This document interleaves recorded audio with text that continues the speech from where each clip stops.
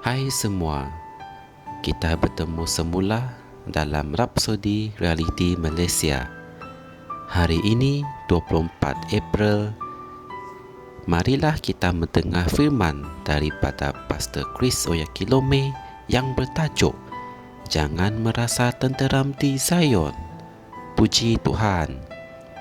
Ayat pembukaan kita diambil dari kitab Amos 6 ayat 1 yang mengatakan, celakalah orang yang merasa tenteram di Zion dan yang merasa aman di Gunung Samaria, mereka yang dipandang sebagai para pemimpin bangsa-bangsa dan kepada siapa keluarga Israel datang. Amin. Ada di antara kita yang telah mempelajari kebenaran.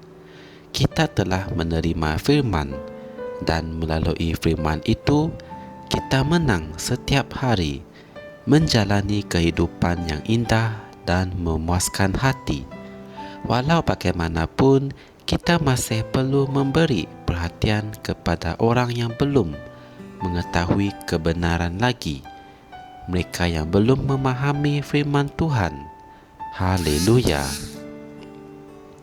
Kita harus mengambil berat tentang saudara-saudari kita di seluruh dunia, terutama mereka yang berada di penjara atau mereka yang mengalami pelbagai jenis kesusahan, sehingga dan melainkan kita membawa mereka kepada kebenaran. Hal ini belum berakhir. Ianya belum berakhir selagi syaitan menipu orang lain dan berusaha menghancurkan kehidupan orang. Kita tidak boleh berasa tenteram di Zion. Bacalah kata-kata Tuhan yang menyentuh hati di Amos 6 ayat 6. Kamu minum wain dari mangkuk yang diisi penuh dan kamu menggunakan minyak wangi yang terbaik.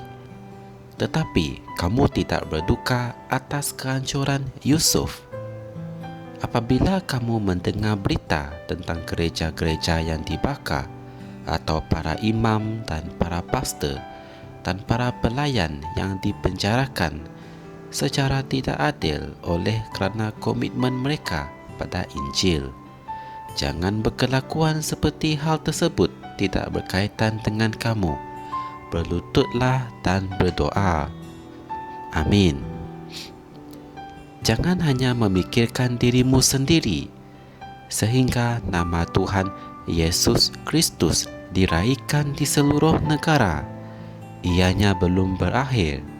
Sama ada mereka yang memegang jawatan presiden, atau yang berada di pejabat Perdana Menteri, atau mereka yang berada di kalangan kerabat diraja, dan lain-lain. Kita patut sedar bahawa Tuhan telah mengamanahkan satu tugasan kepada kita untuk berdoa bagi mereka dan menyampaikan Injil kepada mereka. Puji Tuhan. Kita harus membawa orang lain ke dalam kedamaian, kasih dan kegembiraan yang Tuhan telah berikan kepada kita. Jika tidak, maka tugas kita belum selesai. Oleh itu, teruskanlah memberitakan Injil dan mengajar orang lain tentang firman Tuhan. Teruskanlah bersyafaat untuk para lelaki dan para wanita di seluruh dunia agar mereka masuk ke dalam terang dan kebenaran Tuhan. Dan pada akhirnya nanti, kamu dapat mengesahkan dengan berani bahawa aku telah memperjuangkan perjuangan yang baik. Puji Tuhan. Marilah kita mengucapkan doa ini bersama-sama. Ya Tuhan yang terpuji, dengan roh-Mu, Engkau menyempurnakan fikiran anak-anak-Mu di seluruh dunia, membawa mereka ke dalam pengetahuan dan pengertian yang lebih mendalam tentang firman-Mu. Ketika kami, yaitu anak-anak-Mu di seluruh dunia, mengajar dan memberitakan kebenaran-Mu hari ini, ada tuaian yang sangat besar berlaku dan ramai orang akan dipindahkan dari kegelapan ke dalam kebebasan yang mulia sebagai anak-anak Allah. Dalam nama Yesus, amin. Untuk renungan tambahan, anda boleh merujuk kitab Filipi 3 ayat 13 hingga 14, Efesus 6 ayat 18. Kesimpulannya, teruskanlah bersyafaat untuk para lelaki dan para wanita di seluruh dunia agar mereka masuk ke dalam terang dan kebenaran Tuhan. Dan pada akhirnya nanti, kamu dapat mengesahkan dengan berani bahawa aku telah memperjuangkan kejuangan yang baik. Haleluya! Anda boleh mengetahui lebih lanjut mengenai firman ini dengan menekan butang like dan subscribe Rhapsody Reality Malaysia.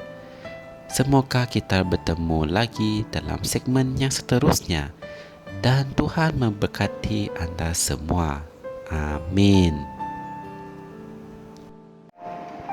Kami percaya saudara-saudari semua telah diberkati dengan perkongsian firman dari Rhapsody Reality.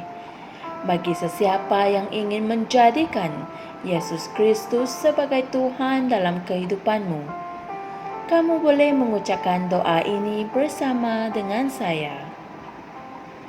Ya Tuhan Allah, aku mempercayai Yesus Kristus, Anak Allah yang hidup dengan sepenuh hatiku.